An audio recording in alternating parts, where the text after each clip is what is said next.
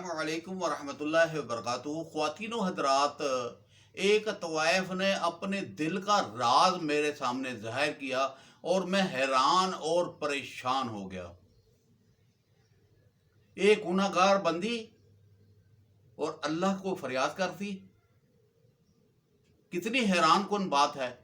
उस खातून ने कहा कि मैं जब रात को फारग हो जाती हूँ और फारग होकर नहा धोकर रब के आगे सजदा करती हूँ और जो है तहज्जुद के नफल अदा करके, और फिर मैं एक तस्बीह अस्तगफार की पढ़ती हूँ, सुबह अस्तगफिरुल्लाह अल्लज़ी ला इलाहा इल्ला हुवल हय्युल क़य्यूम व अतूबु इलैह, और वो पढ़कर मैं सो जाती हूँ। जब मैं उठती हूँ फिर मैं गुस्ल करके फिर मैं सारा दिन जो है अस्तगफिरुल्लाह अस्तगफिरुल्लाह पढ़ती हूँ।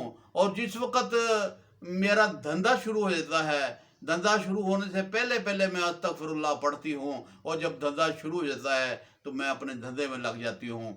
तो मेरे पास, मैंने पूछा इतने गाहक तुम्हारे पास आते हैं, कैसे आते हैं? तो वो कहने लगी कि जनाब ये मेरी इस पढ़ाई की बरकत से जो है कि रोज़ी मुझे रब देता है, मेरी मजबूरी है, छोटे छोटे बच्चे हैं उनको पालने के लिए जनाब अली कि मैं ये काम करती हूँ।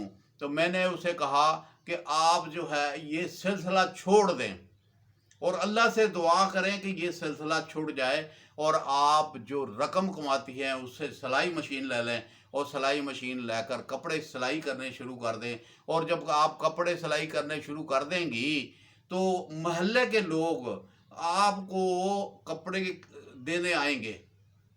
खातून जो मोहल्ले वाली हैं वो तुम्हारे पर तरस खाते हुए तुम्हें कपड़े देने के लिए आएंगी, और तुम कपड़े की सिलाई करोगी तो अल्लाह पाक बरकत डाल देगा, और तुम ये काम क्लोज करते चले जाना और वो सिलाई वाला काम बढ़ाते चले जाना। और जब तुम देखो कि सिलाई वाले काम से बरकत हो गई, घर का सारा निज़ाम चल रहा है, तो बुराई छोड़ देना।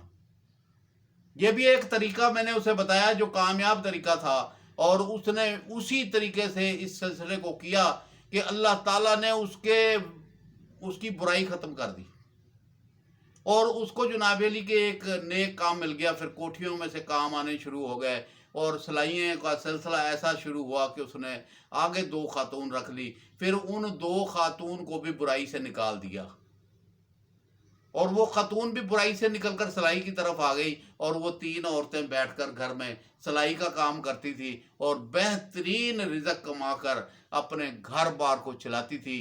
तो ये वजीफ़ा जो है वो यही है कि रात को सोते वक्त एक तस्बीह आपने बड़े इस्तग़फ़ार की पढ़नी है, और सारा दिन आपने अस्तग़फ़िरुल्लाह पढ़ना है। अल्लाह माफ़ करे अगर गुनाहगार बंदा नहीं है, यानी कि बुराई नहीं कर रहा, ये गलत कार्यों में नहीं मुब्तला है, तो वो तो हर शख्स हर वक़्त अस्तग़फ़िरुल्लाह पढ़े। और अस्तग़फ़िरुल्लाह की इतनी बरकत है कि अल्लाह ताला गैब से उसकी मदद करता है। आप हैरान और परेशान हो जाएंगे कि इस्तग़फ़ार की कितनी बरकत है, कि हज़रत अली करमुल्लाह वजह के पास जितने भी बंदों ने जितने भी सवाल किए तो आपने कहा अस्तग़फ़िरुल्लाह पढ़ें।